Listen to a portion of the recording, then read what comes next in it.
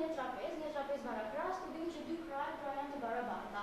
Na është dhënë syprina e trapezit dhe bazat 20 cm dhe 4 cm duhet të gjejmë perimetrin e trapezit. Perimetri një trapezi është A plus B plus 2C, pasi krajt janë të barabarta.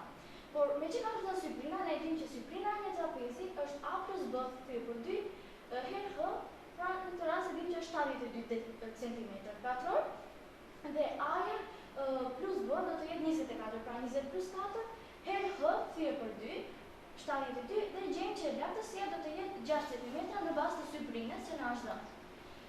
Me që gjetëm H-në, ne duhet ta gjejmë edhe X-in për ta gjetur C-në, pra që na duhet në njërsimin e perimetrit.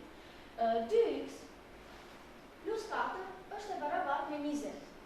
2x do të jetë 16 dhe gjejmë X-in 8. Pra këtu kemi gjetur lartësinë që ka funksionin e katetes, gjithashtu edhe X-in që ka funksionin e katetes, dhe krahun na duhet ta gjejmë në funksionin e hipotenuzës në bazë të zbatimit të teoremës së Pitagorës, gjejmë që C në 4 është e barabartë me 36 plus 64, pra 100, C-ja është 100, C-ja është 10 cm.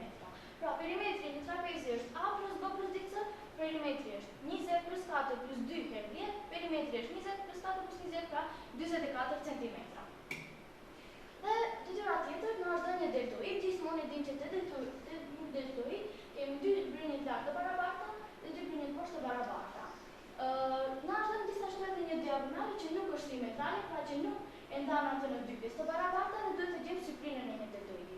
Syprina e një deltoidi është 2 herë 2 thyer për 2, pra diagonale e parë me diagonalen e dytë. Diagonalen e dytë e dim që është 40 cm, duhet të gjejmë diagonalen e parë që është H1 plus H2.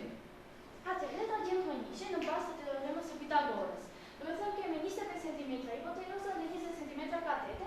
Domethënë në bazë të zbatimit të teoremës së Pitagorës gjejmë që H1 në kator është e barabartë me 225, H1 është e barabartë me rënja e 225, pra 15. E gjetëm H1, tani le ta gjejmë H2-shin. Përsëri me zbatimin e teoremës së Pitagorës, pra 52 në 4 minus 20 në 4 është H2 në 4, dhe do të gjejmë që H2 në 4 është e barabartë me 2 metrë që në 4, pra H2 do të jetë rënja e 2 metrë që në 4, H2 është 28. Kështu që diagonale e dytë e parë faktikisht do të ketë H1 plus H2, 15 plus 28, diagonale e parë do të jetë 63 cm.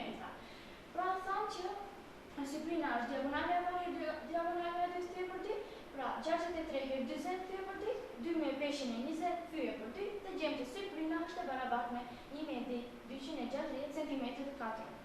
Faleminderit.